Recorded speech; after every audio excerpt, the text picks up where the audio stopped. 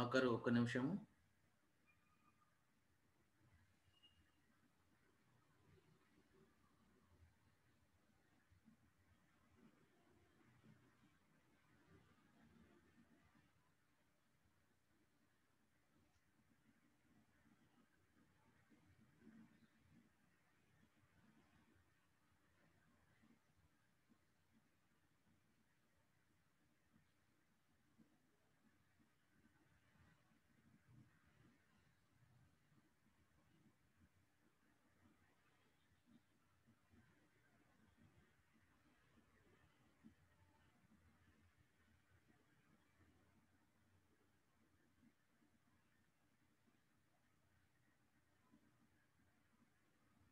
చివరి 10 సెకండ్లు.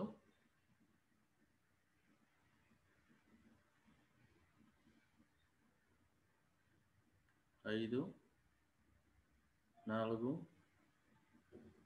3 2 1 0. Okay masters, అందరూ 2 అరచేతులు విడదీసి 2 కళ్ళ మీద 3 సెకండ్ల పాటు ఉంచుకుందాం.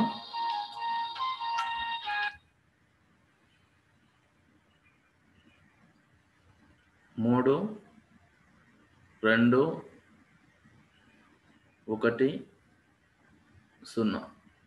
ఓకే మై డియర్ మాస్టర్స్, అందరూ 2 అరచేతులను విడదీసి మెల్లిమెల్లిగా చూస్తూ హాయిగా నవ్వుతూ మరి ధ్యానం నుంచి బయటికి వస్తాము. మరి ఇంత చక్కటి ధ్యానానికి మరి ధ్యాన గురువులకు అందరికీ ఆత్మ ప్రణామాలు తెలియజేసుకుంటూ అందరికీ శుభ సాయంత్రము. ఉత్తర గీత జూమ్ కార్యక్రమానికి సాదర స్వాగతం. ఈ కార్యక్రమాన్ని మొదలుపెట్టబోయే ముందు స్వరాజ్య ఆశ్రమ వ్యవస్థాపకులు బ్రహ్మశ్రీ వేదాంతం లక్ష్మీనారాయణ వారికి మరియు విశ్వవ్యాప్త పిరమిడ్ ధ్యాన కేంద్రాల వ్యవస్థాపకులు బ్రహ్మర్షి పితామహ పత్రిజీ గారికి, మాతృశ్రీ స్వర్ణమాలమ్మ గారికి, మరి ఈ ఉత్తర గీత ప్రవచనములు ప్రవచనకర్తలు అయినటువంటి మాతృశ్రీ రత్నమ్మ అమ్మగారికి, మరి వారి పతిదేవులైనటువంటి బ్రహ్మశ్రీ శివానంద స్వాముల వారికి ఆత్మ ప్రణామాలు తెలియజేసుకుంటూ మరి ఈ యొక్క శ్రీకృష్ణ పరమాత్మకు, గీతామాతకు, మరి లోక సమస్త యోగీశ్వరులకు, గురుమండలికి, గురు పరంపరకు, విశ్వమాతకు, భూమాతకు, ప్రకృతి మాతకు, పంచభూతములకు అన్నిటికీ సహస్ర కోటి ఆత్మ ప్రణామాలు తెలియజేసుకుంటూ గత 2 నెలల కాలంలో మనం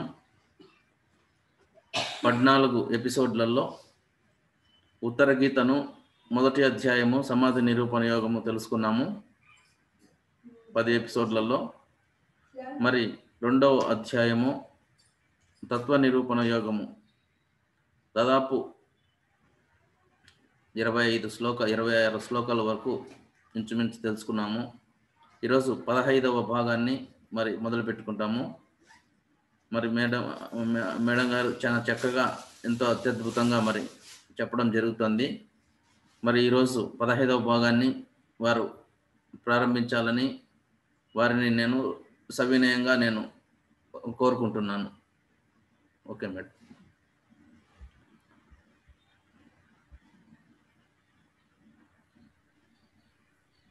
ఓకే మేడం.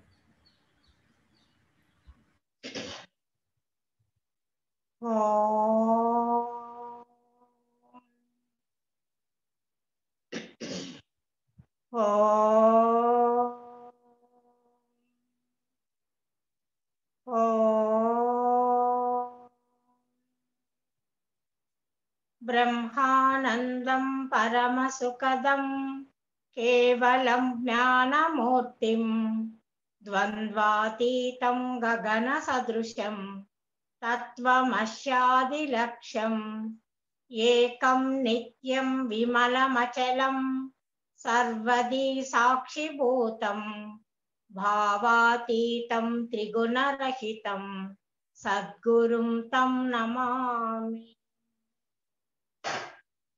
జగద్గురువులైన శ్రీకృష్ణ పరమాత్మకు, లక్ష్మణార్యుల వారికి, సుభాష్ పత్రి గారికి పాదాభివందనం. పెడ్మిడ్ మాస్టర్లకు, ఆత్మస్వరూపులందరికీ వందనం. మనము ఉత్తర గీత ద్వితీయ అధ్యాయము తత్వ నిరూపణ యోగములో ప్రయాణము సాగిస్తూ ఉన్నాము.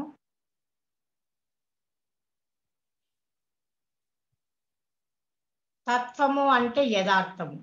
యథార్థ జ్ఞానాన్ని మనకు పరమాత్మ ఈ ఉత్తర గీత ద్వారా మనకు వివరిస్తూ ఉన్నారన్నమాట. గత క్లాసులో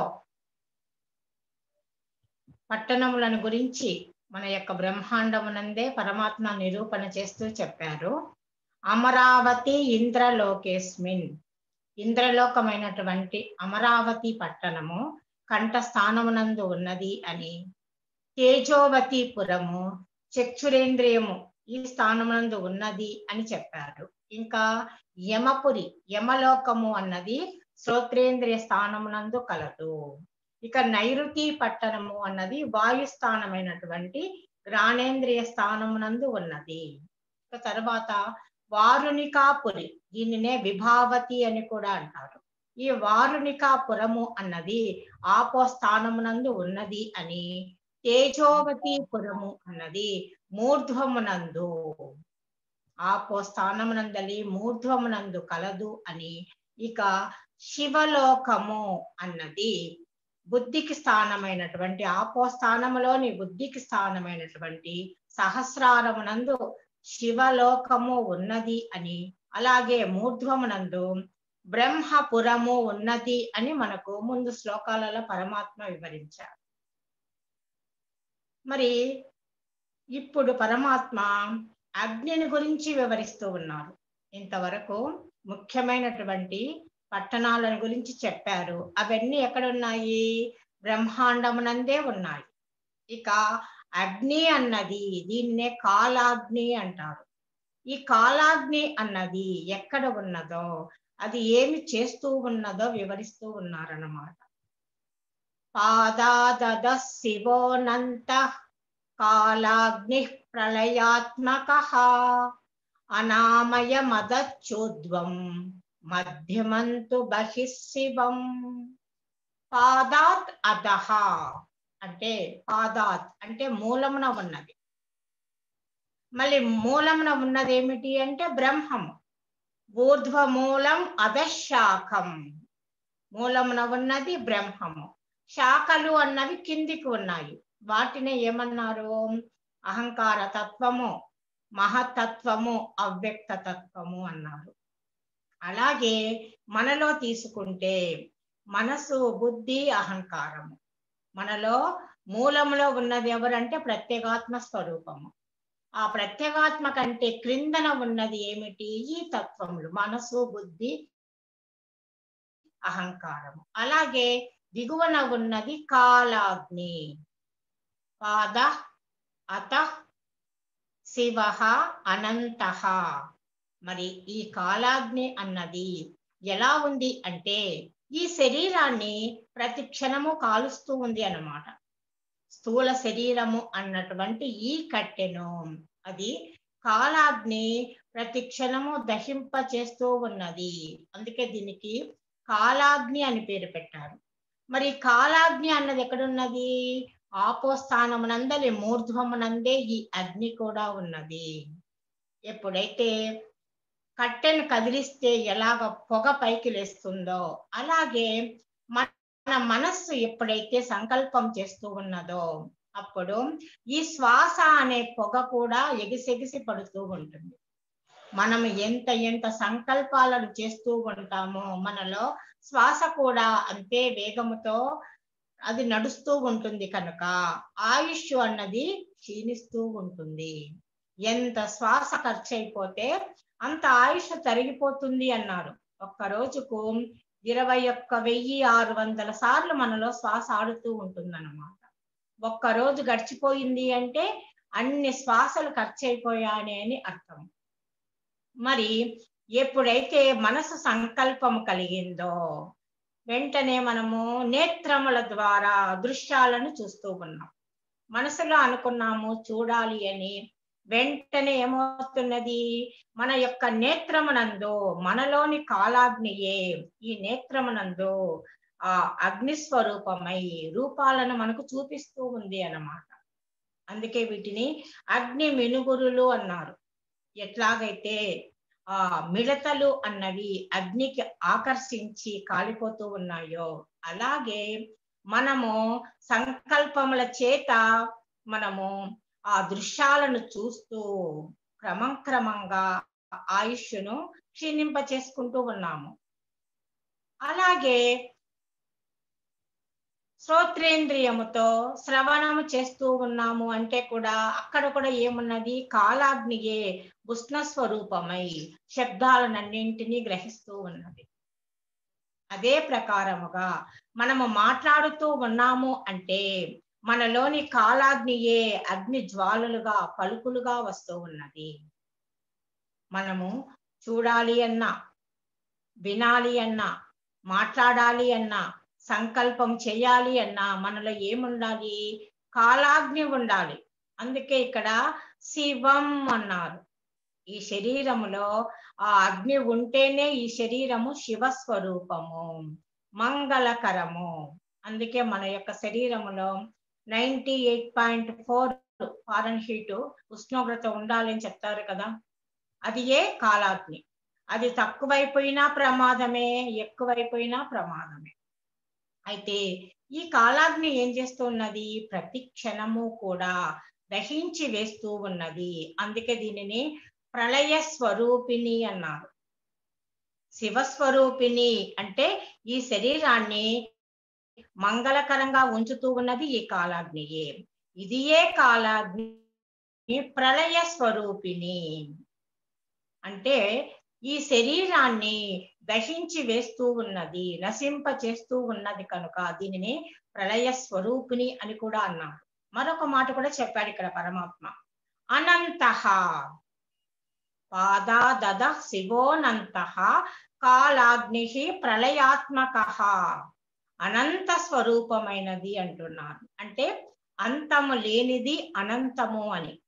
మరి కాలాగ్ని అన్నది ఎప్పుడు అంతమవుతుంది, మనలోని అజ్ఞానము అన్న అహంకారము నశించిపోయినప్పుడే కాలాగ్ని అన్నది ఉండదు. మరి అహంకార స్థానమే కాలాగ్నికి కూడా స్థానము చెప్పారన్నమాట. మరి మనలో అహంకారం ఉన్నంత వరకు జన్మలను పొందుతూనే ఉన్నాము కనుక ఈ కాలాగ్నిని ఏమన్నారు, అనంత స్వరూపిణి అన్నారన్నమాట.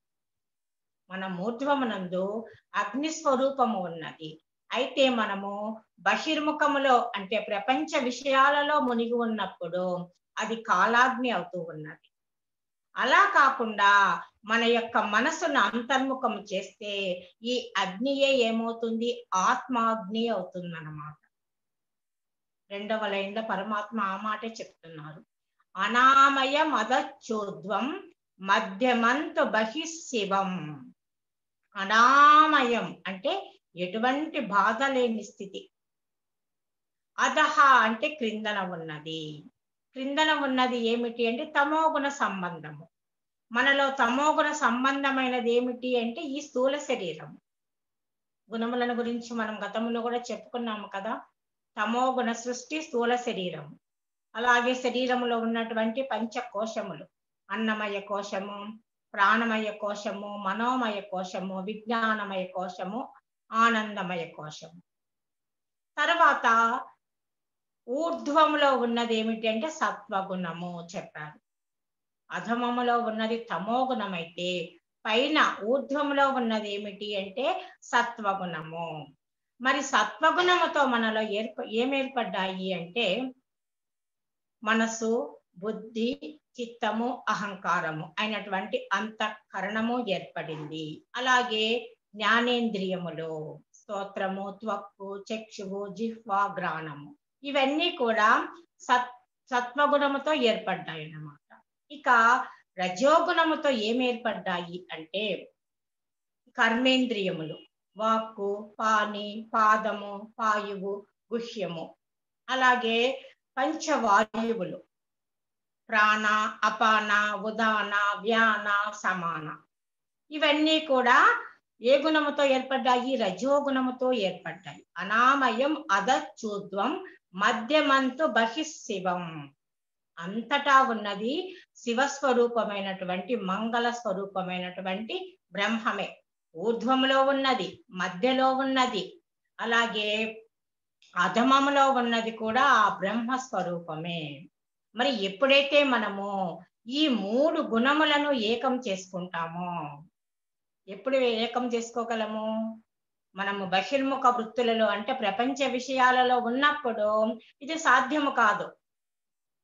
మనం జాగ్రత్త అవస్థలో ఉండి కర్మలు చేస్తూ ఉన్నప్పుడు మనలో సత్వగుణము, రజోగుణము ఎక్కువగా ఉంటాయి. అలాగా నిద్రలోకి వెళ్ళినప్పుడు తమో గుణం ఎక్కువగా ఉంది. మరి 3 గుణాలు ఏకమయ్యేది ఒక్క ధ్యానములోనే. ఎప్పుడైతే మనము మన యొక్క మనస్సును హంస పైన ఉంచి ధ్యాన నిష్టలో ఉంటామో అప్పుడేమవుతున్నది? ఈ 3 గుణాలు సమమవుతాయన్నమాట. ఆ 3 గుణాలు సమమైనాయి అంటే అర్థము ఈ కాలాగ్నియే ఆత్మాగ్నిగా అవుతూ ఉన్నది. ఎందుకు? మనము అంతర్ముఖ వృత్తిలో ఉన్నాము కనుక. అదే బహిర్ముఖ వృత్తిలో ఉన్నప్పుడు అది కాలాగ్ని అవుతున్నది. అంతర్ముఖ వృత్తిలోకి వెళ్ళాము అంటే అది ఆత్మాగ్ని. ఆ ఆత్మాగ్ని ద్వారా మనలో ఈ 3 గుణములు కూడా సమమవుతాయి. దీనినే త్రిగుణ సామ్యావస్థ అంటారు. శుద్ధ సత్వము అని, సామ్య స్థితి అని కూడా అంటారన్నమాట. మరి అటువంటి సామ్య స్థితిని పొంది ఎప్పుడైతే బ్రహ్మైక్య స్థితిని పొందుతామో అప్పుడే మన యొక్క ఆయుష్ అన్నది తరగకుండా మనము జీవించి ఉండగానే ముక్తత్వాన్ని పొందవచ్చును అన్నమాట.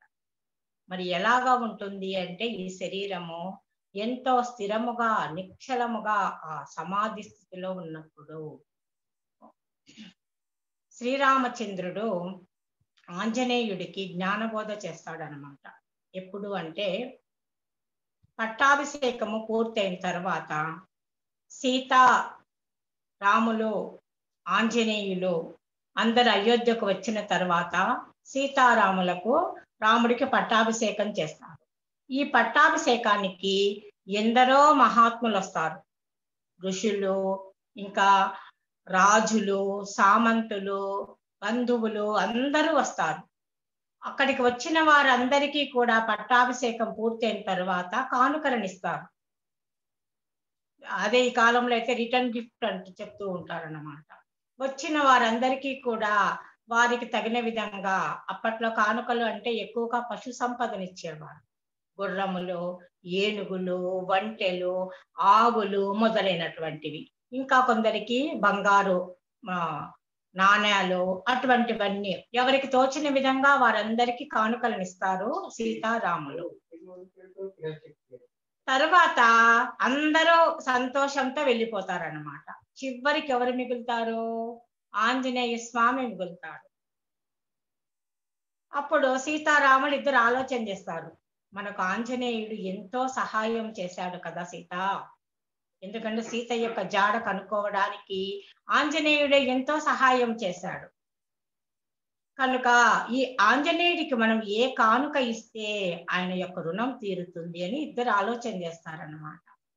అప్పుడు సీతాదేవి వెంటనే తన మెడలో ఉన్నటువంటి రత్నాల హారము తీసి ఆంజనేయుడికి కానుకగా ఇస్తుంది. ఆ మాలను చేతిలోకి తీసుకుంటాడు.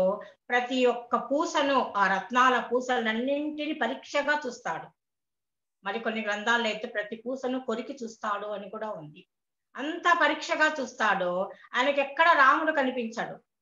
ఆంజనేయుడు కోరుకునేది రాముణ్ణి, కానీ ఎక్కడ రాముడు కనిపించాలి ఆ మాలలో. ఆంజనేయుడు ఆ మాలను తీసుకెళ్లి రాముడి పాదముల దగ్గర పెట్టేస్తాడు. అప్పుడు సీతాదేవికి కొంచెం బాధ కలుగుతుంది.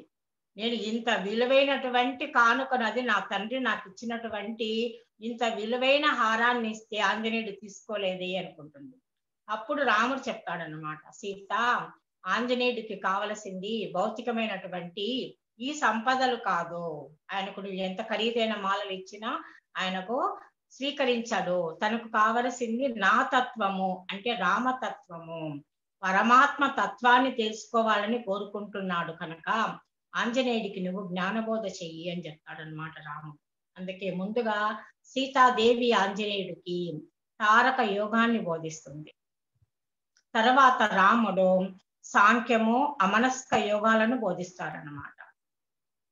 తారకంబు మనశుద్ధి కారకంబు, సాంఖ్యమాత్మస్వరూప విచారకంబు, అనుభవ జ్ఞానంబు అమనస్కంబు, అట్లుగాన ఆద్యమెరింగింతు నీవవదరింపు. కనుక తారకము అంటే తానెవరో చెప్పేది తారకము. తర్వాత సాంఖ్యము అంటే ఆత్మ అనాత్మ వివేకము. అమనస్కము అంటే మనసు లేని స్థితిని ఎలా పొందాలలో చెప్పేది అనమాట. వాస్తవానికి అక్కడ సంస్కృతంలో మనకు మహావాక్య రత్నావళి అని 108 ఉపనిషత్తులలో ఉన్నటువంటి ఆ సారాన్ని అంతా శ్రీరాముడు ఆంజనేయుడికి బోధిస్తాడనమాట. ఆ సారాన్ని మనకు పరశురామ లింగమూర్తి పంతులు గురుమూర్తి గారు ఒక చక్కటి ప్రబంధ గ్రంథాన్ని రచించారు. తెలుగులో పద్యములు, టీకా, తాత్పర్యములు ఉంటాయి. మరి ఇందులో మొత్తం ఆధ్యాత్మిక విద్య ఉంటుందన్నమాట. మరి ఇందులో ఈ గ్రంథంలో కూడా ఎలా ప్రారంభమవుతుంది అంటే పరమేశ్వరుడు పార్వతీదేవికి బోధిస్తూ ఉన్నట్లుగా ఉంటుంది. ఆ రాముడు ఆంజనేయుడికి ఏ ప్రకారముగా బోధన చేశాడో విను పార్వతి అని పరమేశ్వరుడు పార్వతీదేవికి బోధిస్తూ వస్తాడన్నమాట. ముందుగా సీతాదేవి తారక యోగాన్ని వివరిస్తుంది. చాలాసార్లు ఉపన్యాసాలలో కూడా మేము అక్కడక్కడ ఈ పద్యాలను చెప్తూనే ఉంటాము. తర్వాత శ్రీరాముడు సాంఖ్య యోగాన్ని బోధిస్తాడనమాట. సాంఖ్య యోగం అంతా పూర్తయిన తర్వాత అప్పుడు శ్రీరాముడు ఆంజనేయుడికి గురూపదేశం చేసి అష్టమస్తక యోగం చేస్తాడు. ఎప్పుడైతే అలాగ అష్టమస్తకం యోగం చేసి ధ్యాననిష్టలో కూర్చోబెడతాడో వెంటనే ఆ ఆంజనేయుడు అంతర్ముఖమైపోయి సమాధి స్థితిలోకి వెళ్ళిపోతాడనమాట. ఎలాగా ఉంటాడు అప్పుడు ఆంజనేయుడు అంటే అట్టి తన్నుగాంచి ఆనందమూర్తి అయి చిత్రరూపమట్ల చేష్టలుడిగి తనువు మరచి ఊరకుండు ఆ ఆంజనేయుడు హిమాద్రితనయా. హిమాద్రితనయా ఓ పార్వతీదేవి, అట్లు తన్నుగాంచి ఆంజనేయుడు తనను తాను చూసుకొని అంటే తన యొక్క ఆత్మస్వరూపాన్ని ఎప్పుడైతే దర్శించినాడో అప్పుడు ఆనంద స్వరూపుడై చిత్ర రూపమట్లు చేష్టలుడిగి అన్నారు. చిత్ర రూపము అంటే పటములోని బొమ్మలాగా. ఒక పటములో బొమ్మ ఎలా ఉంటుంది, కదలక నిశ్చలంగా ఉంటుంది కదా, అలాగే ఆంజనేయుడు కూడా నిశ్చలముగా కదలక మెదలగా ఉంటాడనమాట. కొంత తడవు ఊరకుండే అలాగ కొంతసేపు కొంత సమయం అంటే అక్కడ ఎన్ని గంటలైనా చెప్పుకోవచ్చు. అలాగా నిశ్చల స్థితిలో చిత్రరూపమునందలి బొమ్మలాగే నిలిచిపోయినాడు అనమాట. ఎప్పుడైతే ఆ బ్రహ్మైక్య స్థితిని ఆత్మైక్య స్థితిని ఆంజనేయుడు పొందాడో ఆ తన్మయత్వంతో ఆ భగవంతుడిలోనే తనలోని ఆత్మస్వరూపములోనే విలీనమైపోయి సమాధి స్థితిని పొందాడు. తర్వాత యుక్తానంలోకి వచ్చిన తర్వాత అంటే మెలకువలోకి వచ్చిన తర్వాత ఆంజనేయుడు రాముడి యొక్క పాదములకు సాష్టాంగ నమస్కారం చేసి నేను నాలోని ఆత్మస్వరూపాన్ని దర్శించాను స్వామి, నా యొక్క జన్మ ధన్యమైనది అని చెప్తాడనమాట. అలాగా ఆ నిశ్చల స్థితిలో ఉండడమే సమాధి స్థితి అంటే.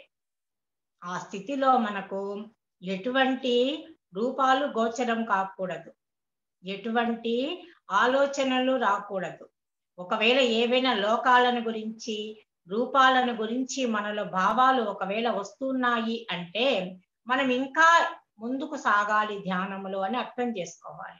ఎందుకంటే ఏ లోకము అయినా కూడా అది దృశ్యమే కదా. దృశ్యం తన్నశ్యం, ఏది దృశ్యమో అది నశించిపోయేదే. కనుక మనము ఏ లోకాలను గురించి ధ్యానములో కూర్చొని ఆ లోకాలను అనుభవాలను పొందినాము అని అనుకున్నట్లయితే అది పూర్తిగా ధ్యాన స్థితి కాదు, ఇంకా మనం చెయ్యాలి అన్న సంగతిని మనం గుర్తించుకోవాలి. అందుకే వాటన్నింటిని ఏమన్నారంటే చిత్ కళలు అన్నారన్నమాట. నాద బిందు కళాతీతం ముందు చెప్పాడు కదా, యస్తం వేద సవేదవిత్. నాద బిందు కళలకు అతీతమైనటువంటి ఆ స్థితిని ఎవరైతే తెలుసుకుంటారో అతడే వేద విధుడు అనేసి చెప్పి, తర్వాత పాతాళ లోకాలను గురించి పరమాత్మ వివరిస్తూ ఉన్నారు. పాతాళ లోకాలు మొత్తం 7 ఉన్నాయి. వీటినే అధో లోకములు అంటామన్నమాట. అధః పదోతలం విద్యాత్ పాదంచ వితలం విదుహో వితలం పాద సందిచ్చ సుతలం జంగముచ్యతే మహాతలం తు జానుష్యాత్ ఊరు దేశో రసాతలం కటి స్థలాతలం ప్రోక్తం సప్త పాతాళ సంజ్ఞయా. మరి అతల అన్న లోకము పాతాళ లోకములో ఒకటైనటువంటి అతల అన్న లోకము పాదము యొక్క కింది భాగంలో ఉన్నది. ఎట్లాగైతే పరమాత్మ యొక్క తన యొక్క విశ్వరూపములో అన్ని లోకాలు ఉన్నాయో అదే ప్రకారముగా ఈ మానవ శరీరాన్ని కూడా తనకు ప్రతిరూపకంగా నిర్మించాడు. కనుక మనలోని పాదం యొక్క కింద లోకమునే, కింద భాగాన్నే అతల లోకము అన్నారన్నమాట. వితల లోకము పాదము అంటే కింద పైన పాదం యొక్క పై భాగము మరియు మడమలు అంటాం కదా, దానిని వితల లోకము అంటారు. తర్వాత సుతల లోకము అంటే పిక్కలు, మన మోకాలు కంటే కింద వస్తుంది కదా, దానిని పిక్కలు అంటారు. దానిని సుతల లోకము అన్నారు. మహాతలంతు జానుష్యాత్, మోకాలను మహాతలము అంటారు. ఇక రసాతలము ఊరు దేశో అంటే మనకు పిరుదు భాగములను రసాతలము అన్నారు. తర్వాత తలాతలము అంటే కటి ప్రదేశము. ఈ ప్రకారముగా నాభి యొక్క దిగువ భాగముననే 7 లోకాలను చెప్పారన్నమాట. అతల, వితల, సుతల, మహాతల, రసాతల, తలాతల, పాతాళ. ఈ 7 లోకాలు ఎక్కడున్నాయి? మన యొక్క పాదముల యందు, అంటే నాభి యొక్క దిగువ భాగము నుండి పాదము కింద వరకు 7 లోకాలు ఉన్నాయి అన్నమాట. కాలాగ్ని నరకం ఘోరం మహాపాతాళ సంజ్ఞయా. ఎప్పుడైతే మనము ఈ కాలాగ్నికి చిక్కుకొని బహిర్ముఖ వృత్తులలోనే ఉంటూ పాపకర్మలను చేస్తూ ఉంటారో అటువంటి వారు ఈ పాతాళ లోకాలకే చేరతారు అంటున్నారు. ఈ పాతాళ లోకాలకే చేరి అధోగతి పాలవుతారు. పాతాళం నాభ్యదో భాగః భోగీంద్ర ఫణిమండలం వేష్టిత సర్వతోనంతః సంవిభ్రః జీవ సంజ్ఞకః. మరి నాభి యొక్క అధో భాగంలో ఉన్నది పాతాళ లోకములు. అలాగే ఇక్కడ ఏమున్నది? భోగీంద్ర ఫణిమండలం అంటే కుండలిని శక్తి కూడా మన ఈ శరీరములో ఉన్నది. కుండలిని అన్నటువంటి పాము చుట్టుకొని ఉంటుంది అన్నారన్నమాట. 1000 పడగల పాము అని కూడా అంటారు. భోగీంద్రుడు, ఈయననే అనంతుడు అని, ఆదిశేషుడు అని కూడా అంటారు. మనలో ఈ కుండలిని శక్తియే ఆదిశేషుడు, అనంతుడు. మరి ఈ కుండలిని శక్తి అంటే ఎలా ఉంటుంది అంటే, మనం శ్వాసను బయటికి వదిలేసి లోపలికి తీసుకోకుండా కొంచెం సేపు అట్లే ఉన్నామనుకో, మనలో ఒక తపన, తల్లట కలుగుతుంది. అలా తల్లడిల్లిపోయేది ఏది అంటే ఈ కుండలిని అన్న పామే. అదే ప్రకారంగా శ్వాసను లోపలికి తీసుకొని బయటికి వదలకుండా ఒక్క క్షణం మనం అలాగే ఉన్నామనుకో, ఆ తపన అన్నది మనలో కలుగుతుంది. అది కలిగించేది కూడా ఈ కుండలిని శక్తియే. ఎందుకు అంటే కుండలిని శక్తికి ఇక్కడ ఆహారము శ్వాస. మనలో శ్వాస ఎంత ఆడుతూ ఉంటే లోపల కుండలిని శక్తి కూడా అంతగా కదులుతూ ఉంటుందన్నమాట. ఈ శరీరము కదులుతూ ఉంది అంటే శ్వాస ఉండాలి, శ్వాస ఆడుతూ ఉందంటే కుండలిని శక్తి కూడా ఆడుతూ ఉంటూ ఉన్నది. మరి మహాత్ములో ఈ కుండలిని దర్శిస్తూ ఉన్నారు, ఈ కుండలిని దర్శిస్తూ ఉన్నారన్నమాట మహాత్ములు. ఎలాగా అంటే ధ్యానము ద్వారా. ఎప్పుడైతే మన